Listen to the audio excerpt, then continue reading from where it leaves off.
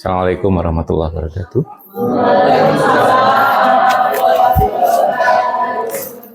Gimana kabarnya? Bisa ya mengerjakan.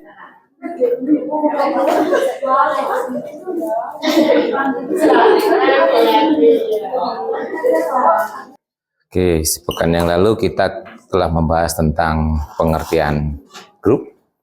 Masih ingat apa yang disebut dengan grup? Ayo. Siapa yang masih ingat? Grup itu apa? Coba. Grup itu apa? Waduh. Masih sepekan wis lupa loh. Belum ujian ya. Ini baru pengertiannya. Oke, coba.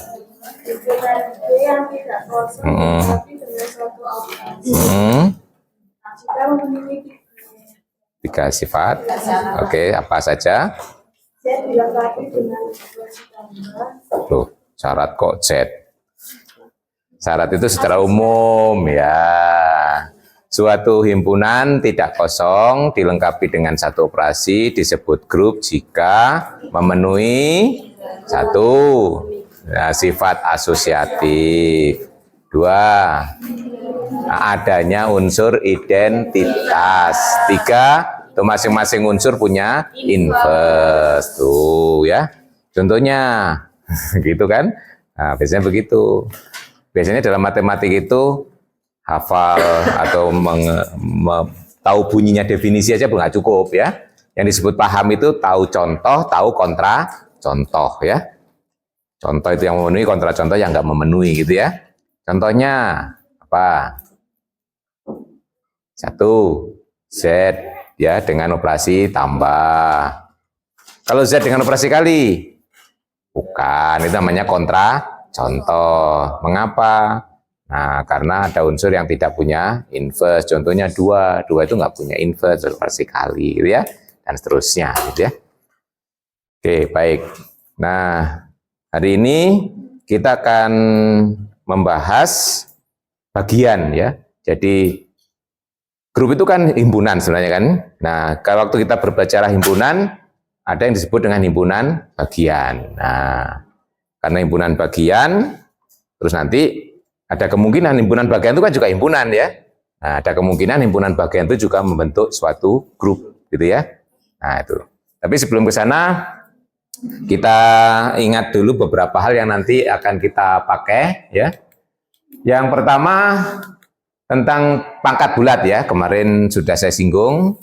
Jadi pangkat bulat nanti Anda sebenarnya kemarin saya minta untuk membaca lebih jauh tentang sifat-sifatnya ya. Tapi ini saya garis bawahi saja nanti beberapa sifat yang akan kita pakai ya. Nah, yang pertama pengertiannya ya. Kalau A pangkat 0 itu identitas ya. Kemudian A pangkat 1 itu A ya. Kemudian A pangkat K tambah 1 itu A pangkat K dioperasikan dengan A ya. Tuh. Nah, pengertiannya sudah.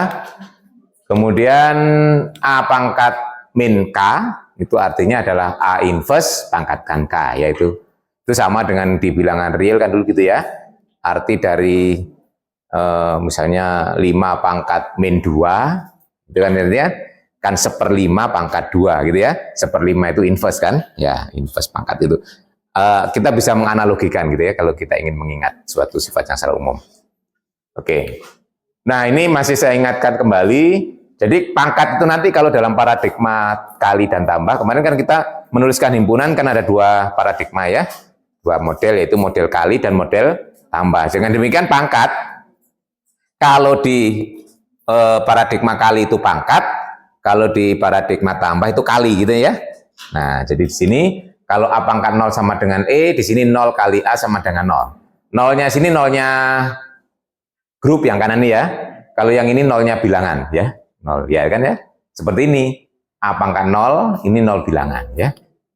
Nah, ini A pangkat 1, A, ini juga depan dengan demikian yang A1 yang di depannya adalah bilangan bulat ya. 1 kali A adalah A. Ini analoginya, kalau ini perkalian ini tambah.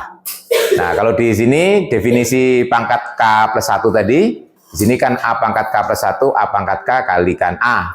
Jadi sini K tambah 1 dikalikan A gitu ya. Itu artinya sama dengan K kali A ditambah A gitu ya. Nah, ini. Demikian juga kalau pangkat min K itu adalah A pangkat inverse, jadi A inverse dipangkatkan K di sini karena ditambah itu inverse-nya adalah negatif ya kan. Berarti sama aja dengan min K kalikan A ya. K dikalikan inverse-nya A itu min A kalau tambah ya. Jadi ini notasi yang tambah, ini notasi kali ya. Nanti bisa kita pakai di jauh. Ini mengingatkan kembali saja. Nah, kemudian yang hukum-hukum dasarnya banyak. Ini saya ingatkan yang beberapa yang banyak dipakai aja. Ini A pangkat N dioperasikan dengan A pangkat min N.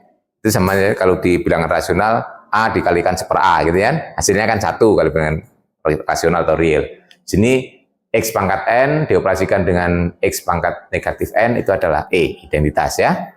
Itu secara umum, nanti kalau lupa buktinya bisa dilihat di bukunya ada.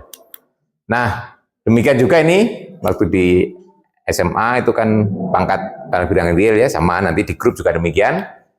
Pangkat dioperasikan dengan pangkat sama dengan pangkat ditambahkan gitu ya. Tuh. Kemudian ini demikian juga kalau pangkat dipangkatkan lagi ya. Itu sama dengan pangkatnya dikalikan ya. Sama nanti bisa dibuktikan semuanya.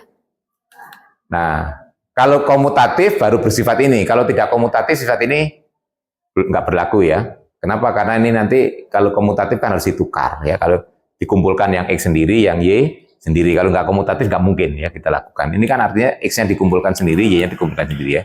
Kalau nggak komutatif nggak bisa ya. Jadi hukum yang 3 ini baru berlaku kalau G-nya komutatif.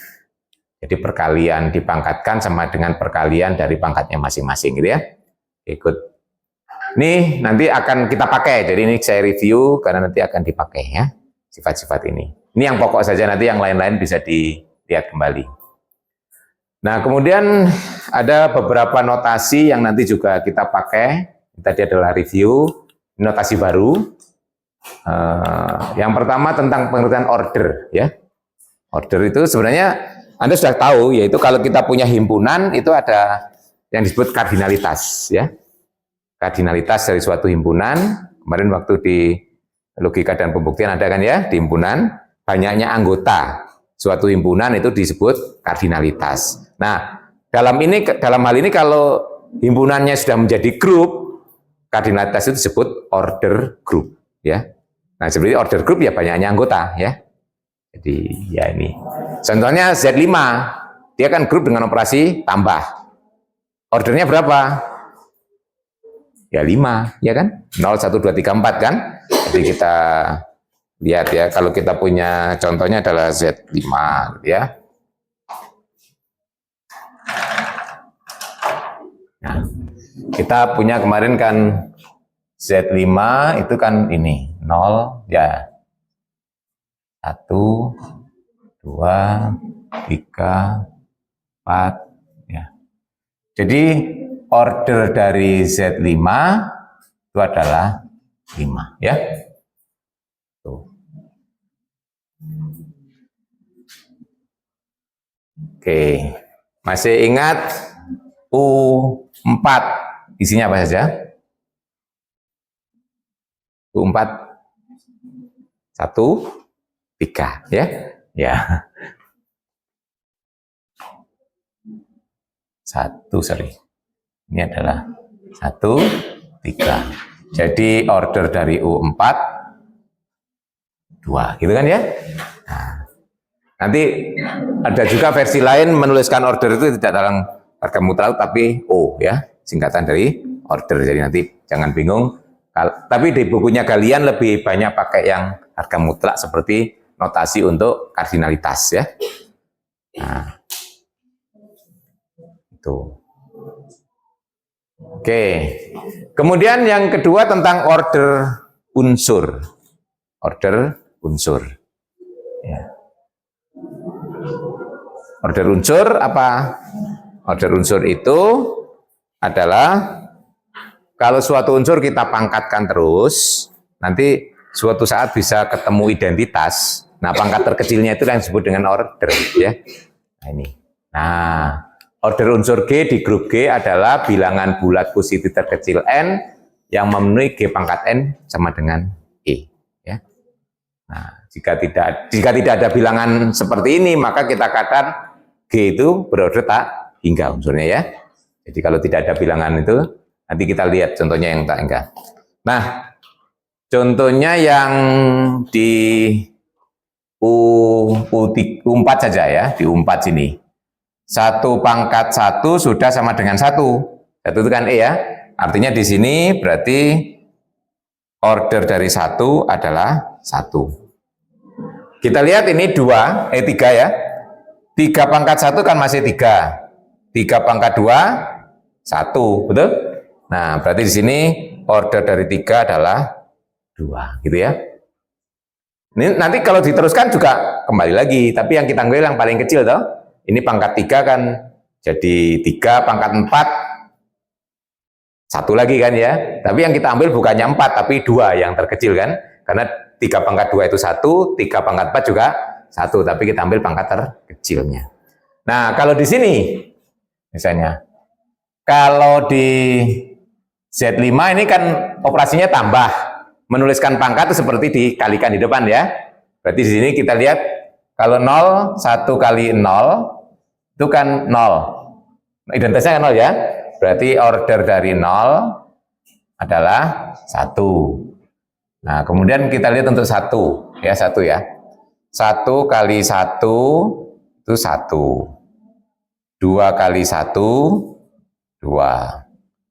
3 kali 1, 3 ya. 4 kali 1, 4.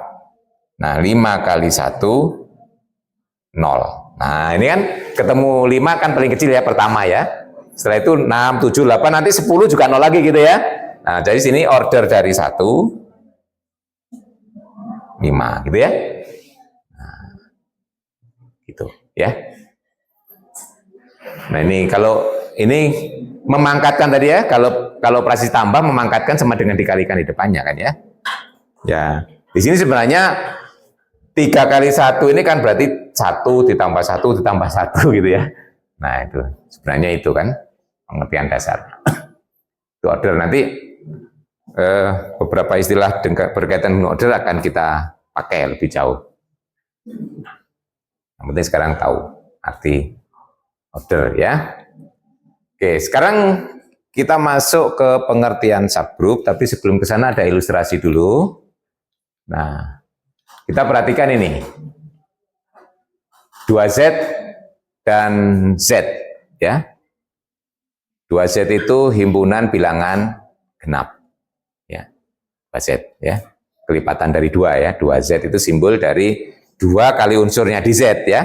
Dari unsurnya di Z itu kan bilangan bulat, semua kalau kita kalikan 2 akan menjadi bilangan genap kan ya. 2Z ini adalah himpunan bilangan genap, kita lihat dengan operasi tambah. Ya. Memenuhi semua sifat grup kan? Ya. Asosiatif ya, identitasnya ada 0. 0 itu kan bentuk 2Z juga kan? 2 kali 0. Kemudian inverse-nya negatif ya. Negatif dari bilangan genap juga bilangan genap ya. Jadi ini grup. Ini juga grup. Ya, ini sebenarnya sudah dijawab ya. Nah, ini yang kesimpulannya yang ada banget ya. Itu kan kita lihat R plus dengan kali, Q plus dengan kali juga ya. Kita lihat kemarin waktu kita membahas grup, Q plus kali itu adalah grup. Ya, dengan kali ya. R plus itu juga merupakan grup dengan operasi kali ya. Kita ambil positifnya saja juga tetap grup kan ya kalau bilangan real ya. Karena inverse dari positif juga tetap positif ya. Nah, ini grup, ini grup. Kemudian kita lihat hubungan antara 2Z dan Z. 2Z itu adalah subset dari Z ya. Kita lihat di sini. Kita punya 2Z itu subset dari Z, kemudian Q plus itu subset dari R plus. Nah, jadi kita punya suatu grup ya, sama-sama grup tapi yang satu merupakan bagian yang lain ya. Nah, seperti ini yang kita sebut dengan subgroup atau grup bagian ya. Subgroup atau grup bagian. Jadi himpunan bagian yang membentuk grup dengan operasi yang sama dengan induknya gitu ya. Nah itu. Jadi dengan demikian subgroup itu adalah itu ke atas kurang ke bawah ya. Misalkan kita punya G dengan operasi bintang itu adalah grup dan H itu subset dari G. Nah H ini disebut grup bagian atau subgroup dari G jika bintang ini juga merupakan operasi di H, gitu. Dan H terhadap operasi bintang merupakan grup. Ya, nah contoh tadi ya, emang ya. Contohnya tadi 2Z ya, pandang. 2Z itu adalah himpunan bagian dari Z. Z-nya kan kita sudah tahu Z itu grup terhadap tambah. Jadi operasinya kan tambah. Kalau kita lihat tambah ini, kalau kita bawa ke 2Z juga merupakan operasi di 2Z. Kenapa? Karena unsur di 2Z dioperasikan dengan di 2Z juga hasilnya di 2Z ya. Itu berarti tambah juga merupakan operasi di 2Z. Tapi kalau dia nggak menjadi operasi nggak boleh. Contohnya himpunan bilangan ganjil. Itu kan bagian dari Z ya. Nah, kalau kita tahu operasi tambah, ganjil tambah ganjil, genap. Berarti kan tidak ganjil toh. Nah, berarti tambah bukan merupakan suatu operasi di himpunan bilangan ganjil. Nah, kalau seperti itu bukan subgroup kan ya. Nah, ya, paham ya. Nah, jadi itu yang disebut di sini bahwa bintang juga merupakan operasi di H. Kemudian dengan operasi bintang itu H membentuk grup. Contohnya di sini tadi 2Z membentuk grup dengan operasi tambah. Berarti 2Z itu adalah subgroup dari Z terhadap operasi tambah. Q plus terhadap kali membentuk grup. R plus juga terhadap kali grup. Faktanya Q plus merupakan himpunan bagian dari R plus. Jadi Q plus dengan operasi kali itu merupakan subgroup dari R plus. Gitu ya. Nah itu subgroup. Subgroup atau grup bagian. Nanti contoh-contohnya banyak sekali yang ada di buku. Selain jadi dua hal ini merupakan contoh. Akhirnya kalau kita telusuri Z itu terhadap operasi tambah juga merupakan grup bagian dari R terhadap operasi tambah. Merupakan grup bagian juga Q terhadap operasi tambah gitu ya. Jadi kalau bagian, nah, seterusnya banyak. Jadi kita bisa menghubungkan contoh-contoh grup kita kemarin, mana yang operasinya sama, yang satu merupakan himpunan bagian dari yang lain, itu berarti merupakan subgroup ya. Nah, kalau menurut definisi ini, kita membuktikan subgroup itu harus membuktikan himpunan bagian dan sifat grup. Jadi banyak yang harus kita buktikan kan? Membuktikan grup itu kan ada 3 sifat ya. Kemudian membuktikan himpunan bagian ya. Nah, oleh karena itu perlu dikembangkan suatu teorema untuk memperkecil ya, misalnya mempersedikit syarat yang kita periksa. Itu namanya salah satu teorema biasanya gitu. Kalau definisi aslinya syaratnya banyak, nah kita perlu mengembangkan suatu teorema mengurangi syarat yang dicek gitu ya. Oke. Nah, teori yang pertama sering disebut dengan two-step test ya. Nah, dari namanya two-step, ada 2 langkah ya. Jadi sebenarnya yang pokok di sini ada 2 yang kita uji ya. Di sini misalkan kita punya G itu terhadap bintang itu grup dan H itu himpunan bagian ya. H merupakan grup bagian G jika 1 H tidak kosong gitu. Kemudian yang kedua H tertutup dengan operasi bintang tertutup, dan terakhir ini. Sebenarnya yang disebut two step itu adalah 2 dan 3 ini ya. Two step, yaitu close under operation dan close under inverse ya.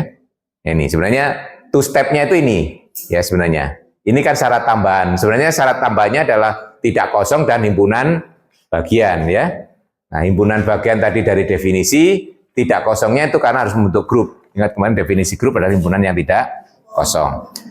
Jadi teorema ini nanti kalau dipakai untuk menguji suatu himpunan bagian itu subgrup atau tidak, ada 4 syarat yang harus kita cek, yaitu himpunan bagian, tidak kosong, kemudian close under operation, dan close under inverse. Ada 4 sebenarnya sifat ya. Jadi implisit di sini mengatakan ada 4 sifat yang harus kita cek ya. Oke.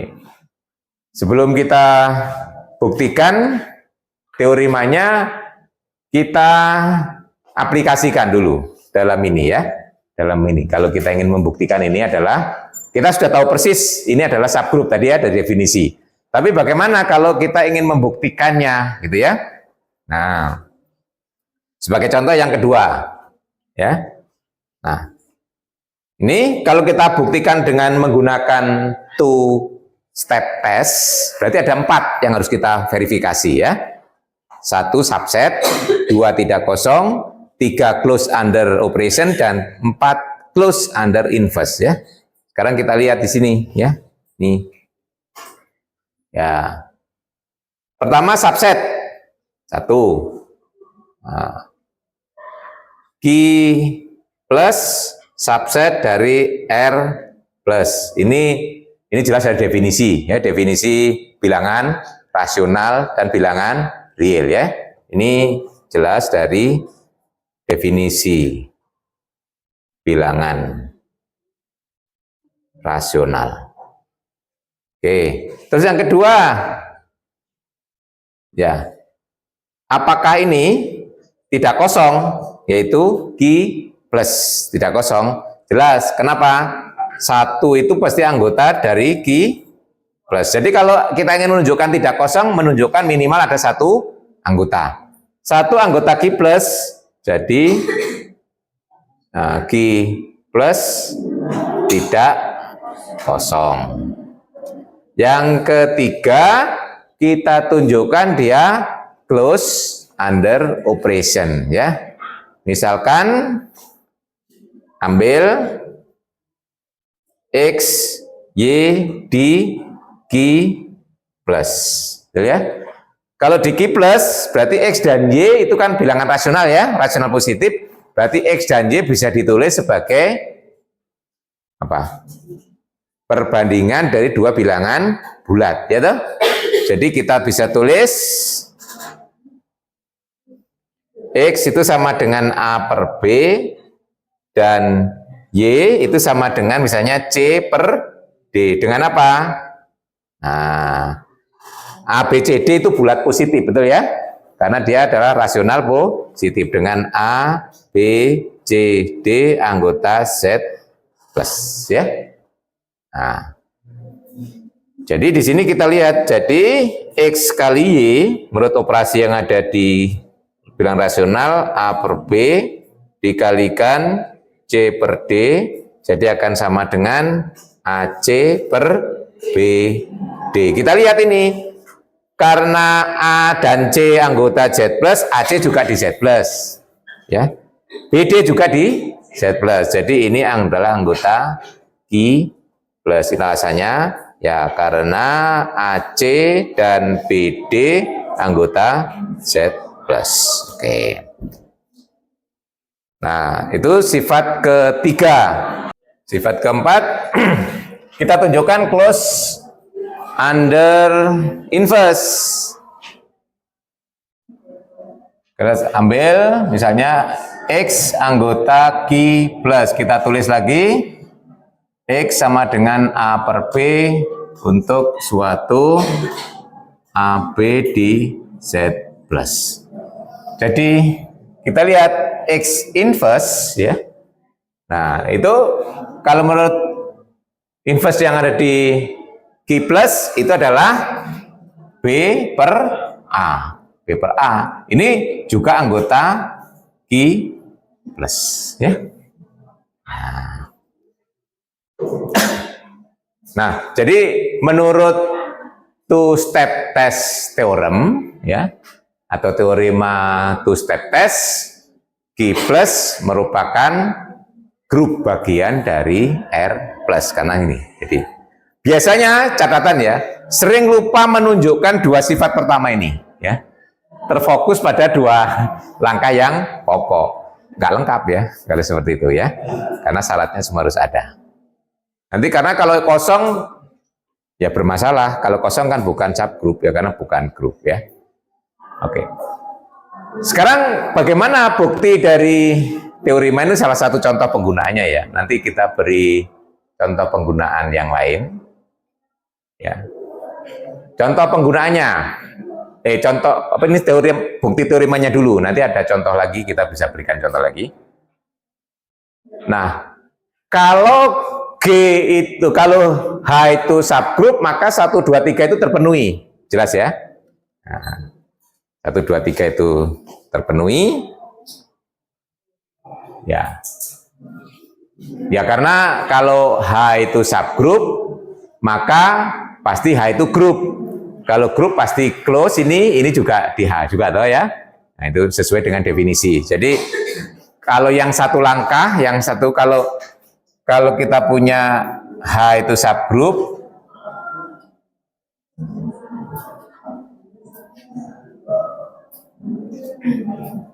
dari G, maka nah udah otomatis itu terpenuhi. 1 jelas, H tidak kosong, karena grup pasti tidak kosong. Oke, 1 H tidak kosong. Kemudian yang kedua juga terpenuhi. Ya, karena H itu subgroup pasti operasinya kan terdefinisi H ya. Berarti H itu close ya dah. Nah, betul. Yang ketiga juga demikian. Karena H itu karena H itu subgroup dari G, maka mestinya H ini adalah grup. Ya kan gitu ya. H itu grup, sehingga kita punya ini ya. 3 ini itu terpenuhi. Nah, biasanya krusial adalah bukti sebaliknya. Kalau H itu memenuhi himpunan bagian ya, H itu himpunan bagian dan memenuhi 1, 2, 3 ini, apakah H itu subgroup? Berarti untuk membuktikan H itu subgroup harus dibuktikan H itu grup. Ya. Nah, untuk membuktikan grup berarti kita harus buktikan 3 sifat. Asosiatif, adanya identitas, inverse. Inverse-nya sudah, ya toh? Ya, ini kan. Jadi syarat ketiganya sudah ditentukan ini. Bahwa masing-masing unsur punya inverse. Berarti yang belum dibuktikan tinggal 2 sifat. Sifat asosiatif dan identitas masuk di H, gitu ya. Nah, itu. Berarti sekarang bukti sebaliknya. Jadi sekarang misalkan H itu subset dari G dan memenuhi 3 sifat tadi, memenuhi 1, 2, 3. Nah, itu ya. Berarti untuk membuktikan H itu subgroup berarti harus dibuktikan H itu grup ya. Nah, itu ya. Komentarnya nih. Untuk membuktikan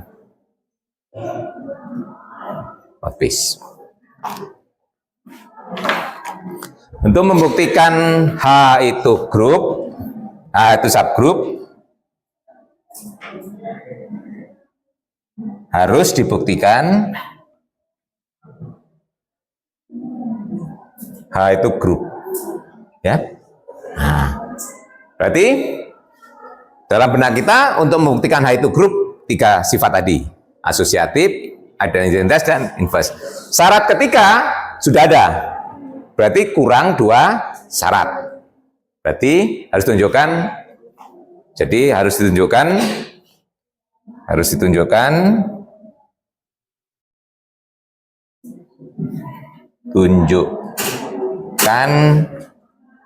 sifat 1, sifat asosiatif dan adanya identitas. Tuh ya, tuh berarti itu. Jadi kalau ada komentar-komentar itu biasanya enak ya, kurang apa. Nah sekarang asosiatifnya apa buktinya? Nah, lihat, H itu kan himpunan bagian dari G. Ya. Di G itu sudah berlaku sifat asosiatif untuk semuanya ya. Kita punya ini. Karena G itu sudah grup. Ini 1 ya. Karena kita punya G terhadap bintang itu grup, maka kita punya sifat ini. A bintang B bintang C akan sama dengan A bintang B bintang C untuk semua A, B, C di G. Tuh. Nah. Terus berikutnya, karena kita punya apa? Punya H itu himpunan bagian dari G. Loh ya. Karena H itu himpunan bagian dari G, maka sifat yang berlaku pada seluruh anggota G pasti berlaku pada anggota H, betul? Ya, contohnya gini. Semua mahasiswa UM punya jas alma mater. Nah, mahasiswa matematika itu himpunan bagian dari mahasiswa UM. Jadi, mahasiswa matematika juga punya jas alma mater. Gitu loh ya, mirip itu. Nah, karena H subset dari G, maka sifat ini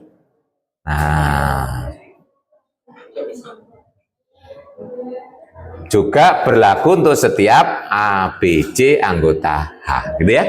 Nah, jadi asosiatifnya menurun saja sifatnya ya dari induknya. Jadi kalau sesuatu sifat kalau berlaku pada keseluruhan pasti berlaku pada sebagian ya. Jangan dibalik kalau sebagian. Ya, oke. Berarti sekarang tinggal satu. Kita tunjukkan H memuat identitas ya. Nah, sekarang akan ditunjukkan H memuat identitas. Bagaimana? Dari keterangan bahwa H tidak kosong, minimal H punya unsur ya. Nah, satu kita ambil sembarang. Ambil misalnya A anggota H. Kenapa bisa? Karena H tidak kosong. Boleh. Nah, kemudian berdasarkan sifat ketiga, A inverse masuk di H. Ya. Nah, ini sifat 3. Sifat 3 yang diberikan ya. Nah, betul. Nah, kemudian A di H, A inverse di H. Akibatnya apa? A dikalikan dengan A inverse pasti di H. Betul? Dijamin oleh sifat 2. Close. Ya. Kalau A di H, B di H, A kali B di H. Ini juga demikian. A-nya di H, A inverse di H. Ini di H. Padahal ini A dikalikan inverse adalah identitas. Oke. Akhirnya identitas juga masuk di H. Gitu. Ya.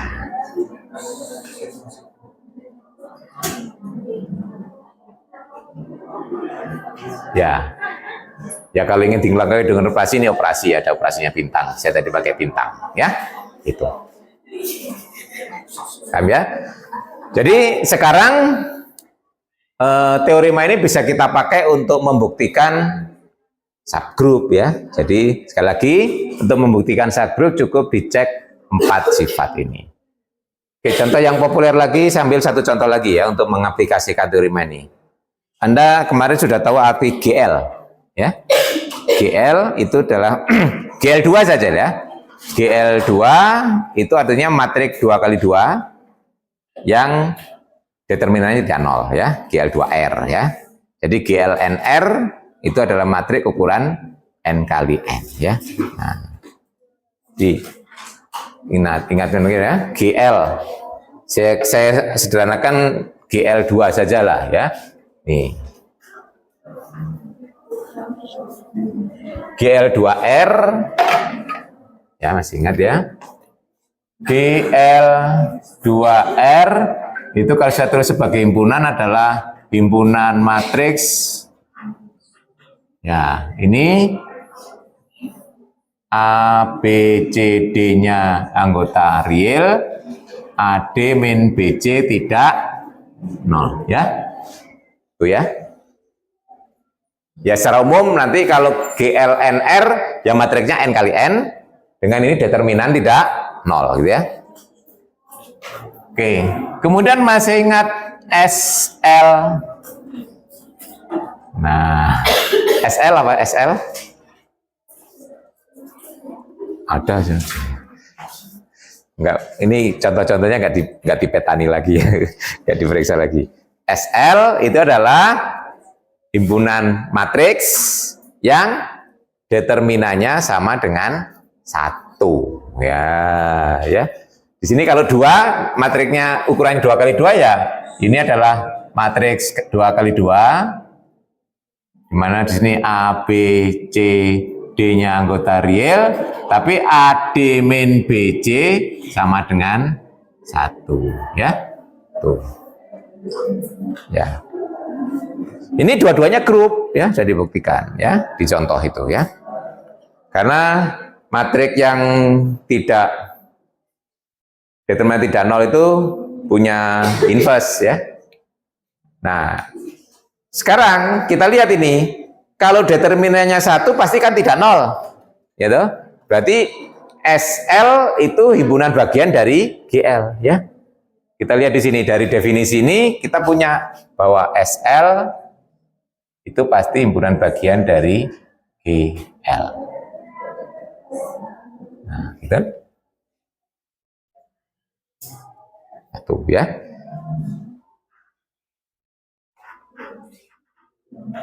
Nah, jadi kalau kita belum tahu bahwa SL itu grup, ini nanti bisa dipakai untuk membuktikan bahwa SL itu grup dengan cara SL itu subgroup gitu ya.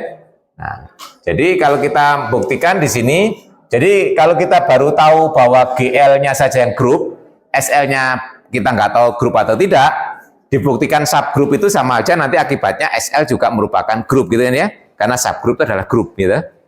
Jadi di sini kalau kita nggak tahu SL-nya grup atau bukan, cukup dibuktikan SL-nya subgroup. Kalau subgroup pasti grup gitu kan ya. Nah, 1 tidak kosong. Yang kedua, ya ini subset. Yang kedua tidak kosong. Kenapa? Karena matriks identitas itu determinannya 1 ya. Kita lihat ini. 1001 itu anggota SL. Ya ini kelihatan determinannya 1 toh. Nah, jadi di sini SL 2R tidak kosong. Ya. Nah, kita buktikan 2 syarat yang lagi untuk two step testnya. Apakah SL itu close under multiplikatif dan close inverse-nya. Ya. Kalau saya ambil 2 matriks, misalnya saya punya A, B itu anggota SL. Berarti apa?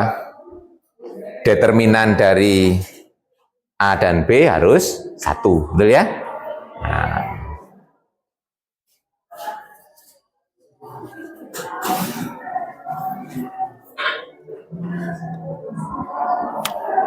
Nah, kita lihat, jadi tanda determinan itu begini ya. Saya tulis det aja lah. Jadi kita punya determinan dari A sama dengan 1 dan determinan dari B juga 1. Betul? Nah, sekarang agar AB itu masuk di SL, berarti determinan AB harus 1 gitu ya. Jadi kita cek determinan dari AB. Ingat di aljabar linear kemarin, determinan dari hasil kali matriks sama dengan determinan masing-masing dikalikan, betul? Nah, berarti 1 kali 1. Nah, karena determinan A kali B 1, berarti AB anggota SL. Nah, gitu kan? Sekarang apakah inverse juga masuk di SL gitu ya? Nah, saya yang keempat, kita lihat kalau saya ambil A itu di SL 2R, jadi kita punya determinan A sama dengan 1. Nah, sekarang kita lihat determinan dari A inverse. Masih ingat di matriks determinan dari A inverse apa? Ayo, di aljabar linear. Seper dari determinan ya. Oh iya. Kok lali. Sama dengan seper dari determinan A, betul? Nah, sama dengan 1/1, 1, betul? Nah, karena determinan A inverse itu 1, jadi kesimpulan kita apa? A inverse masuk di SL. Nah, jadi berdasarkan teorema two step test ya, berarti SL2R subgroup dari GL2R gitu ya. Nah, gitu. Di sini kalau kita menurut teorema two step test, TTST. Teorema two step test. Atau kalau dalam bahasa Inggris two step test theorem, TSTT kalau dalam bahasa Inggris ya. Nah. Menurut ini, nah kita punya SL2R, simbolnya subgroup itu apa? Sebenarnya simbolnya inilah ya. Ya, nanti simbolnya pakai ini ya. Jadi simbol subgroup itu seperti tanda lebih kecil ya. Nah, itu. Jadi untuk memudah, daripada nulis subgroup kan panjang ya. Nah, ini. Sampai ini ya.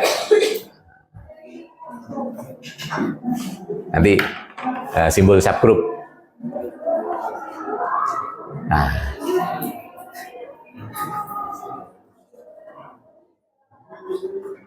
Karena subgroup, kesimpulannya grup. Jadi kalau Anda disuruh buktikan bahwa SL2R itu grup, boleh dibuktikan melalui subgroup. Nah, gitu ya. Jadi Anda nggak langsung menunjukkan SL itu memenuhi 3 sifat, itu kan ya. Nah, tapi dibuktikan dengan cara SL subgroup dari GL, kesimpulannya SL pasti grup, gitu kan ya. Nah, jadi bisa membuktikan grup melalui subgroup ya. Kalau kita tahu induknya sudah grup loh ya. Nah, ini dengan asumsi kemarin GL sudah tahu sebagai grup ya. Nah, oke. Baik, ada pertanyaan untuk two step test. Jadi di sini kalau kita bekerja dengan two step test ada 4 yang harus kita buktikan ya. Himpunan bagian, tidak kosong, close under operation dan close inverse-nya ya.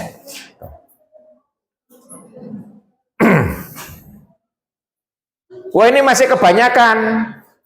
Nah, itu kan, maksudnya gitu orang berpikir teorema. Nah, terus kita cut lagi dengan one step test. Nah, kalau di saya Pak Wadi membahasnya, saya balik. Kalau di buku one step test dulu, nah di sini saya balik. Kalau saya kan, kenapa? Karena mengurangi itu enggak, ya kalau satu dulu kan kebalik ya. Orang itu kalau diberi yang enak, diberi yang tidak enak kan. Nah, kalau ini kan dari definisi, nah, 3 terus 2 terus baru 1 gitu ya. Nah, gitu ya. Balik. Nah, kalau one step test di-cut ya. Nanti syarat ini 3 dan 2 itu jadikan 1. Jadikan 1 ya. Ini kan close sendiri-sendiri ya. Close under operation dan close under inverse. Nah, itu inverse dan operation jadikan 1. Jadi yang kita periksa bukan AB tapi AB inverse. Nah, gitu ya. Itu langsung sekaligus gitu ya. Itu one step test ya. Nah, ini. Nah, jadi tinggal ini ya. Jadi syarat kedua dan ketiga tadi dalam teorema two step test kita jadikan 1. Nah, berarti untuk membuktikan teorema ini kita bisa menggunakan teorema yang two step test ya. Jadi dari satu sifat ini kita tunjukkan bisa memenuhi 2 sifat ya. Nah, gitu kan? Loh, kan kita membuktikan teorema boleh dari teorema sebelumnya toh? Ya. Jadi membuktikan, jadi saya pakai alur yang terbalik dari buku gitu ya. Nah, kalau dari buku one step test dulu baru two step test, akhirnya membuktikan two step test dengan one step test ya toh. Nah, itu sebenarnya 2 hal ekuivalen ya. Nah, kalau saya tadi kan membahas yang two step test dulu, baru membahas yang one step test. Jadi one step test kita buktikan berdasarkan two step test. Jadi gitu. Jadi di matematik itu kita boleh membuktikan teorema berdasarkan teorema sebelumnya, gitu kan ya? Nah, urutannya gitu. Nah, makanya kalau di buku itu jangan bingung dengan urutan, gitu ya. Yang penting ya konsisten dengan yang ada di buku itu. Kalau di sini saya mau biar Anda punya bayangan bahwa tidak itu nggak satu-satunya urutan membahas gitu ya. Urutan itu bisa dibalik gitu ya. Nah, yang penting kita konsisten saat membahas. Kalau sudah jadi teori mah nanti tinggal pakai gitu ya. Tapi pada saat pembahasan kita nggak boleh menggunakan yang belum dibahas gitu kan ya. Nah, harus dibahas dulu baru digunakan ya. Nah, ini karena yang saya bahas dulu yang two step test. Tadi waktu membuktikan two step test kan menggunakan definisi. Nah, terus saya menggunakan two step test untuk membuktikan yang one step test gitu ya. Anda boleh nanti membaca yang lalu di buku. Kalau di buku one step test dulu dibuktikan, baru dipakai untuk membuktikan yang two step test ya. Saya lebih suka alur ini kenapa? Karena kan dikurangi makin sedikit gitu ya. Alurnya lebih alamiah gitu ya. Oke. Jadi dari ini, kalau kita mau membuktikan teorema ini, kita tinggal menunjukkan bahwa dari syarat dua ini, kita bisa melahirkan dua syarat, yaitu syarat close tadi ya. Nah, itu. Ya, dari sini, pertama, kita bisa, tapi bantuannya tetap harus E-nya masuk ya. Kenapa? Karena kita akan membuktikan syarat ketiga terlebih dahulu, yaitu inverse-nya masuk, berarti A-nya harus diganti dengan identitas, loh ya. Kalau A-nya, coba bayangkan ini ya, kalau A-nya kita ganti identitas, berarti kan identitas dikalikan B inverse kan B inverse, berarti B inverse masuk di, nah gitu kan. Nah tapi itu kalau kita membuktikan tuh begitu, jadi ada suatu syarat sebelumnya harus dibuktikan terlebih dahulu gitu ya. Nah, kita berpikirnya kan mundur ya, ingat di pertemuan pertama itu kalau kita membuktikan sesuatu sering kita bekerja mundur. Nggak harus sifat kedua dibuktikan dulu, tapi bisa aja yang ketiga gitu ya. Nah, yang pertama kita klaim dulu bahwa identitas itu masuk di H.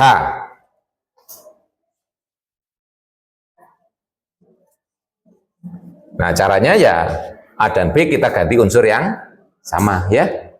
Pertama klaim identitas masuk di H. Kita gunakan itu A B inverse. Kalau B-nya kita ganti sama dengan A sendiri, ya toh? Ya, kita lihat A inverse masuk di H, betul ya? Ya. Dengan cara B-nya kita ganti dengan A kan boleh ya. Nah, berarti ini E. Oke, jelas ya. Ini dari sifat 2. Itu ya. Nah, karena E masuk di H, akhirnya kita gunakan juga sekali lagi sifat 2. Nah, jadi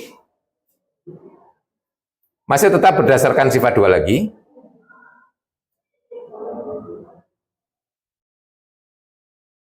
Kita punya apa? Ini bahwa apa? Untuk sebarang A itu di H, kita punya apa? A inverse dioperasikan dengan E harus masuk di H. Kita ganti dari sifat 2 tadi ya. A-nya kita ganti E, B-nya kita ganti A, betul ya? Nah, ini sama dengan A inverse. Oke, berarti syarat ketiga dari two step test terpenuhi ya. Dari sini tadi berarti syarat ketiga dari two step test terpenuhi. Tinggal syarat kedua, ya toh? Nah, syarat kedua bagaimana? Nah, tinggal kita pakai, kan itu harus diganti B, AB gitu ya. Nah, B itu adalah inverse dari inverse B, betul? Ya, menurut saya ya. Nah, ini.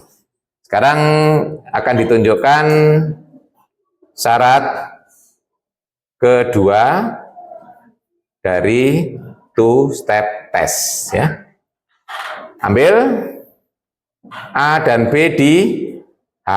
Akan ditunjukkan AB masuk di H. Ini kita akan ditunjukkan AB masuk di H, gitu kan ya? Sekarang kita lihat bahwa AB itu sebenarnya sama saja dengan A apa? B inverse betul? Nah, sekarang lihat, karena B-nya di H, berdasarkan yang sebelumnya tadi, inverse kan sudah di H. Berarti B inverse masuk di H. Nah, berarti B inverse diinverskan ini kan memenuhi itu kan. Sebagai menggantikan B inverse yang kedua. Betul? Nah, ini pasti masuk di H. Nah, ini alasannya karena B inverse masuk di H. Ya. Jadi B inverse menggantikan itu, B inverse yang di situ ya. B inverse menggantikan B, ya toh? B inverse menggantikan B, berarti B inverse ya. Nah, itu. Alasannya karena B inverse, karena B-nya di H berdasarkan sifat sebelumnya, B inverse-nya masuk di H. Nah, berarti kita sudah membuktikan yang one step test ini juga sesah sebagai teorema ya. Lebih singkat, sebagai contoh, kalau kita membuktikan yang SL tadi subgroup dari GL, ini bisa kita ringkas ya. Ya. Jadi syarat ini nah, gitu ya, dijadikan satu. Sambil yang beda saja biru ya. Jadi syarat ini, syarat 2 dan 3. Jadi syarat 1 2 oke, ini ya. Tuh ya. Nah, yang ini kita ganti satu saja. Jadi menjadi yang ketiga saja, yaitu kalau saya ambil AB, B-nya besar, di SL2R. Nah, yang kita tunjukkan adalah AB inverse masuk di SL2R, ya toh? Nah, berarti kita tulis determinan dari AB inverse itu sama dengan determinan A dikalikan determinan B inverse sama dengan determinan A dikalikan seper determinan B. 1 dikalikan 1/1 sama dengan 1. Betul? Nah, karena determinan dari AB inverse itu sama dengan 1, kesimpulannya AB inverse masuk di SL2R. Gitu ya. Tuh. Jadi lebih singkat. Yang mula-mula 2 langkah ini kita gantikan menjadi 1 langkah ya. Tuh. Jadi kita bisa membuktikan suatu hal tertentu soal itu bisa dengan menggunakan 2 step test atau 1 step test. Terserah nanti tergantung kita mau yang mana. Ada kalanya suatu soal lebih gampang pakai 2 step test, ada kalanya pakai 1 step test. Kalau dua-duanya bisa, ya recommended pakai 1 step test, ya kan lebih ringkas ya. Tapi kadang-kadang satu cara lebih mudah dibandingkan cara lain. Tapi kalau dua-duanya bisa, oke, itu. Nah, tetapi kalau kita punya grupnya hingga, syaratnya itu bisa dikurangi lagi. Ya. Nah, contohnya grup hingga itu Zn itu kan hingga ya. Nah, kalau GL itu nggak hingga, nggak bisa ya. Zn itu hingga. Nah, kalau grupnya itu hingga, untuk membuktikan dia grup atau tidak cukup dibuktikan close saja terhadap operasi, ya. Nah, close saja sudah cukup. Ya. Ya. Nih, ya. Jadi finite subgroup test. Jadi kalau hingga, makanya nanti kalau untuk membuktikan grup hingga cukup ditabelkan. Ya, ini aplikasinya. Kalau yang keluar itu enggak yang hasil operasinya tidak keluar dari himpunannya, berarti dia subgroup gitu ya. Ini aplikasinya. Sebagai ilustrasi saya berikan contoh dulu penggunaannya ya. Contoh penggunaannya dulu. Misalkan saya punya G-nya adalah Z6, yaitu himpunan. Oke, saya sekarang mencoba menghilangkan tanda sikunya ya, biar Anda juga terbiasa juga. Di buku kan nggak pakai tanda siku ya.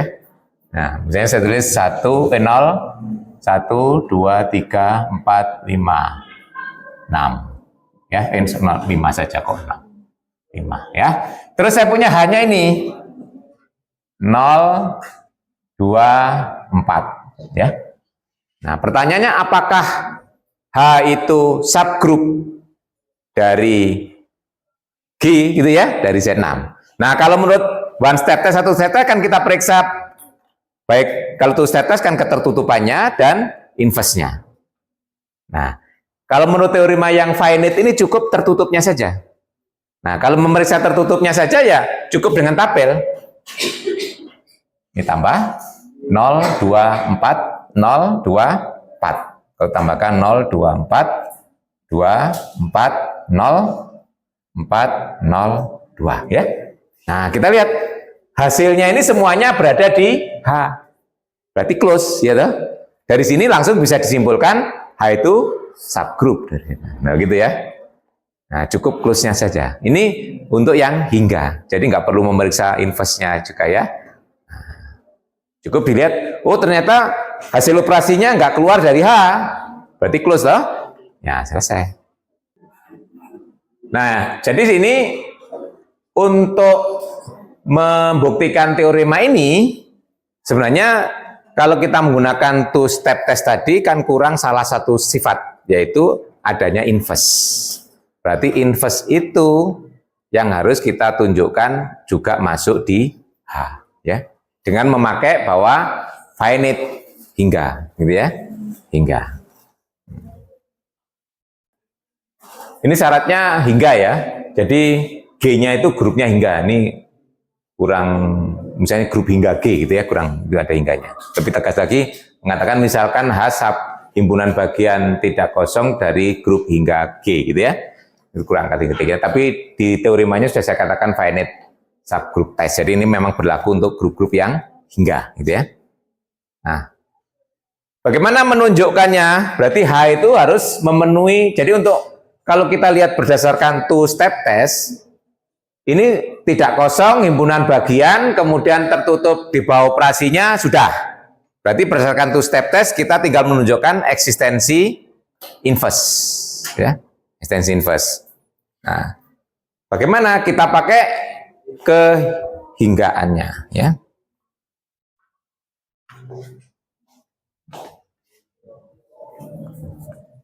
Nah, kita ambil sembarang unsur di H kemudian kita tunjukkan unsur itu punya inverse, ya. Ambil misalnya A di H sebarang. Yang akan ditunjukkan A inverse juga berada di H, gitu ya. Nah, sekarang kasus pertama kalau A-nya sama dengan E, bukti selesai, ya toh? A sama dengan E, berarti A inverse juga sama dengan E, ya. Bukti selesai. Ya, karena A dan E-nya kan sama-sama ya. A dan A inverse sama-sama di E, ya. Bukti selesai. Nah, sekarang kasus kedua kalau A tidak sama dengan identitas. Kalau A tidak sama dengan identitas, sekarang kita lihat ini. A kuadrat, A pangkat 3, A pangkat 4, dan seterusnya. Ini semuanya pasti harus berada di H, betul? Karena A-nya di H, perpangkatan dari A juga harus tetap di H semuanya, ya. Karena perpangkatan operasi toh. Nah, sekarang ini kan pangkat jadi tak hingga toh. Padahal hanya adalah hingga. Berarti nanti ini kalau dipangkatkan terus pasti ada yang sama kan, berulang. Nah, kalau tidak berulang jadi tak hingga, kontradiksi dengan hanya hingga. Paham sampai di sini? Nah, karena H itu hingga, maka ada I yang mungkin lebih besar dari J, sehingga apa? A pangkat I sama dengan A pangkat J. Paham sampai sini? Ini maksudnya dia akan berulang gitu ya. Contohnya ini. Hanya ini ya, hingga. Jadi misalnya saya ambil 2. Nah, gitu kan? 2, kemudian berikutnya kan 4, 0, 2, 4, 0, 2, 4, 0, 2, 4, 0 kan? Nah, berarti kan di sini ada, misalnya 2 pangkat 2 itu berarti 2 kali 2, 4, akan sama dengan yang di sini 2 kali 5, ya toh? Nah, jadi ada 2, ada 5, ya toh? Nah, gitu kan? Nah, paham ya? Mesti berulang gitu ya. Ini maksudnya gitu, paham ya? Nah, dari sini apa akibatnya? Jadi, kita punya A pangkat I dikurangi J akan sama dengan E. Ini sama-sama dikalikan dengan inverse dari A pangkat J. Inverse itu kan pangkat min J, toh ya? Berarti sini menjadi A pangkat I dikurangi J, sini identitas. Nah, di sini karena A itu lebih dari J, I dikurangi J pasti lebih dari 1. Betul? Ya. Paham? Ya lebih dari 0 lah gitu ya. Lebih dari 0 penting ya. Yang penting lebih dari 0. Ya. Jadi di sini nanti tetap bisa saya tulis menjadi, ini menjadi A, I dikurangi J dikurangi 1, A. Artinya I dikurangi J dikurangi 1 nggak mungkin negatif gitu ya. Paling kecil 0, ya toh? Nah, paham dari sini? Berarti apa yang kita baca dari sini? Inverse dari A adalah ini, betul? Ya. Jadi A inverse adalah A pangkat I min J min 1. Ini pasti berada di H, ya.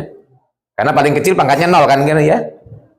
Kalau I persis selisih 1 dengan J, berarti I dikurangi J dikurangi 1 itu 0. Apakah 0 itu identitas juga tetap berada di H, ya. Nah, jadi kalau ini perpangkatan ini tetap berada di H, ya. Perpangkatan ini tetap berada di H. Ini, jadi teorema yang untuk finite itu cukup dilihat close-nya saja, ya. Nah, biasanya cukup ditinjau dengan tabel, ya, akan kelihatan. Nah, dengan tabel. Itu yang hingga. Jadi cukup close-nya. Jadi inverse-nya nggak perlu ditinjau. Plus inverse-nya sebagai akibatnya di sini, ya. Sudah kita buktikan. Jadi kalau dia close di bawah operasi pasti inverse-nya juga masuk, gitu ya. Nah, itu. Kalau hingga. Tapi kalau tak hingga jangan, ya. Tak hingga tetap seperti kalau kita mau melibatkan close, ya pakai two step test, ya, close under operation dan close under inverse, ya. Oke, baik. Di sini kita sudah punya beberapa teorema yang berkaitan dengan pengujian subgroup, ya. Nanti ada beberapa contoh-contoh subgroup yang istimewa. Kalau di dalam grup itu, nah, contoh yang populer itu adalah subgroup yang digenerate oleh satu unsur, ya. Ya. Sebelum dilanjutkan, ada yang perlu dikonfirmasi? Jadi ini toolsnya untuk membuktikan subgroup, ya. Subgroup. Ya, kalau yang hingga cukup close saja, ya. Contohnya di sini kita punya Z6, ya. Kemudian hanya 024. Ini kan hingga, ya. Nah, jadi untuk membuktikan H itu subgroup cukup dilihat tertutup saja, ya toh. Nah, tertutup itu maksudnya kan hasil operasinya masuk di H, ya. Nah, kalau kita tabelkan ternyata hasilnya ini 024 semuanya itu ternyata di H. Ya udah close, ya. Berdasarkan finite subgroup test, ini subgroupnya, ya. Kalau nggak finite, nggak cukup, tertutup saja nggak cukup, harus tertutup juga terhadap inverse, ya. Makanya di sini harus kita tunjukkan. Oke. Nanti banyak untuk grup-grup hingga, kita bisa pakai tools yang ini ya. Oke. Nah, sekarang kita tinjau satu lagi yang disebut subgroup siklis apa ya. Nah, kalau saya punya unsur di A unsur di grup G, kita mirip ini tadi ya, mirip waktu pembuktian di sini. Semua perpangkatan itu kita kumpulkan. Nah, itu pangkat, tapi nggak hanya positifnya. Kalau ini kan kita ambil positif ya, termasuk pangkat negatif, yaitu yang seperti ini. Nah, ini ya. Jadi A pangkat N dengan N-nya di Z, itu kita kumpulkan semua. Nah, ini nanti dapat ditunjukkan dia membentuk suatu grup. Ya. Nah, makanya disebut subgroup. H ini subgroup dari G ya. Pembuktiannya saya kira mudah. Jadi sebagai contoh ini ya. Kalau kita punya ini saja. Nah, ini ya. Ini kalau saya punya 2 ya. Berarti kalau saya kumpulkan ya, untuk membedakan saya beri kurung siku aja lah ya. Jadi misalkan saya punya 2 itu anggota dari Z6. Nah, sekarang yang kita himpun perpangkatan dari 2, kalau ini operasinya tambahkan berarti N dikalikan 2 ya. N-nya anggota Z. Ini yang kita kumpulkan ya, itu mirip itu ya. Nah, jadi sebenarnya ini bisa positif, bisa negatif N-nya gitu ya. Jadi contohnya kalau N-nya 0 itu kan ini 0 kali 2 1 2 2 2 3 2 4 2 dan seterusnya ke kanan. Kalau ke kiri kan min 1 2 min 2 2 min 3 2 dan seterusnya. Gitu kan? Nah, itu yang disebut ya. Nah, ini kalau kita lihat hasilnya apa? Yang di sini ini 0. Ini 2. Ini 4. Ini 0. Betul ya? Ini 2 dan seterusnya. Yang ini min 2 nulisnya apa?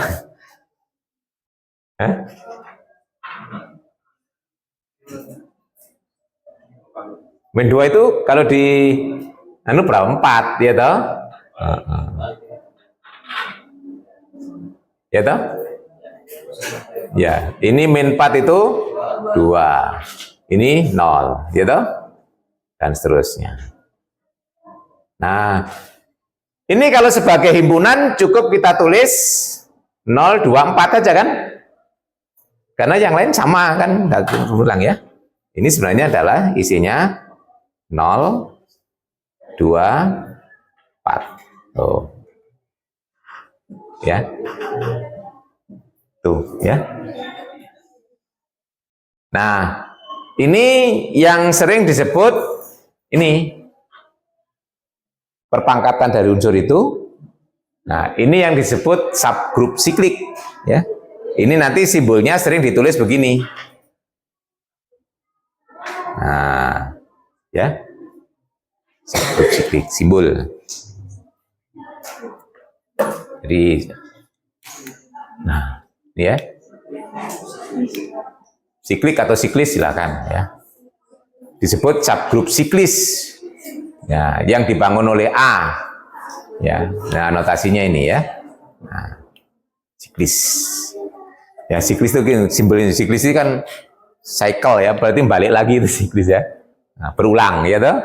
Ini kan, nah ini 0 2 4 0 2 4 lagi lah ya. Nah, itu kalau siklusnya enggak, tapi nanti ada juga yang tidak enggak. Nah, ini subgroup siklik. Jadi ini 0 2 4 ini sebenarnya adalah subgrup siklis yang dibangun oleh dua, gitu ya. Nah, dibangun oleh dua. Nah, suatu grup disebut grup siklis. Jadi ini hanya pengertiannya, nanti pembahasan lebih jauh nanti ada topik sendiri ya. Ini hanya pengantar, tahu namanya saja. Nanti sifat-sifatnya akan ada topik sendiri tentang grup siklis ya.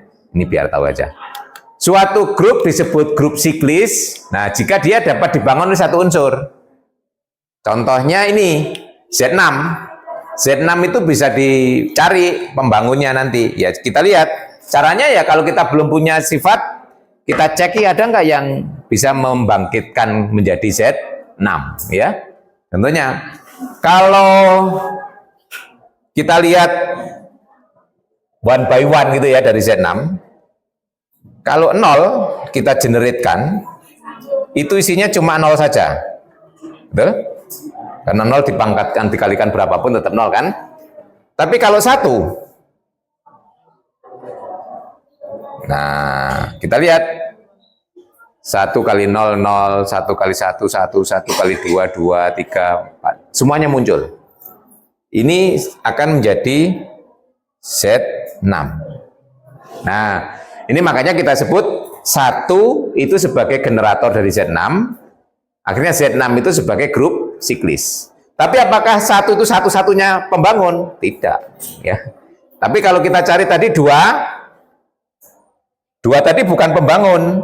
Kenapa? Karena isinya ini cuma 0, 2, 4. Berarti 2 ini bukan pembangunnya Z6 ya. Tapi kita cari yang lain lagi, apakah masih ada? 3. 3, kalau kita lihat yang dibangun oleh 3 itu apa saja? Cuma 0, 3. Betul? Ya. Yang dibangun oleh 4,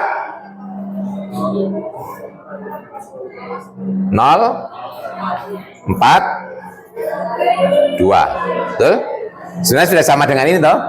Dibangun 2 dengan dibangun 4 itu sama, ya. Yang dibangun oleh 5, kalau kita urutkan 0, 5, 5 tambah 5, 4, 3, 2, 1, terus 0 lagi kan. Nah, ini sama dengan Z6, betul ya? Nah, jadi sini pembangunnya ada 2 untuk Z6 ya. 1 dan 5. Nanti pada saat membuat grup siklik, kita akan mempertanyakan, mencari pembangun semuanya gitu ya. Nah, di sini yang penting tahu dulu gitu ya. Jadi akhirnya Z6 ini termasuk grup siklik. Nah, ini pengertiannya dulu aja. Nanti kita akan ada topik tersendiri yang berkaitan dengan grup siklik ya. Nanti ada.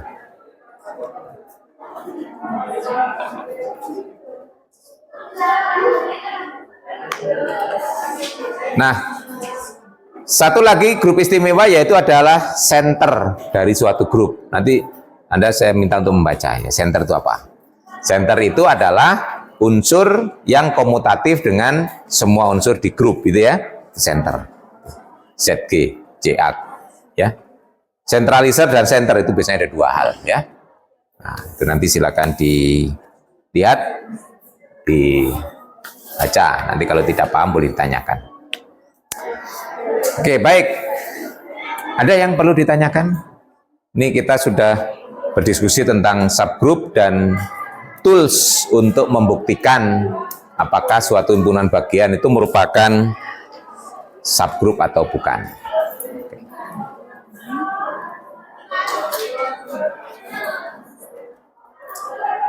Yang masih bingung boleh bertanya.